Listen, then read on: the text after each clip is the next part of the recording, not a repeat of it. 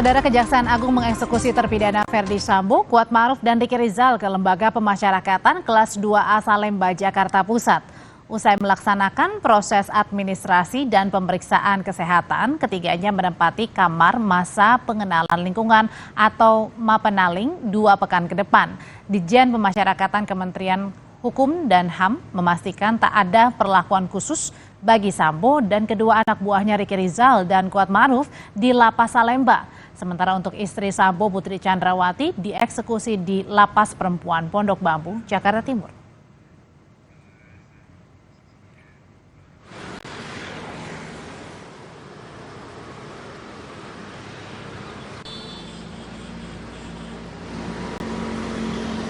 Penempatannya di kamar Mapenaling, masa pengenalan lingkungan, di mana di sana memang setiap penghuni baru pasti akan menempati kamar Mapenaling terlebih dahulu. Selama berapa lama, Bu? Kira? Sekitar 2 minggu. Setelah 2 minggu di sel Mapenaling itu, selanjutnya seperti apa? Nanti kita lihat lagi, yang pasti narapidana akan kita berikan pembinaan yang pasti. Semua narapidana akan diberikan pembinaan, baik itu pembinaan kepribadian maupun pembinaan kemandirian, karena tugas kami adalah mempersiapkan mereka untuk menjadi lebih baik sampai nanti kembali lagi ke masyarakat. Artinya bisa dipastikan tidak ada perlakuan khusus, Bu, ya, terhadap Tidak ada.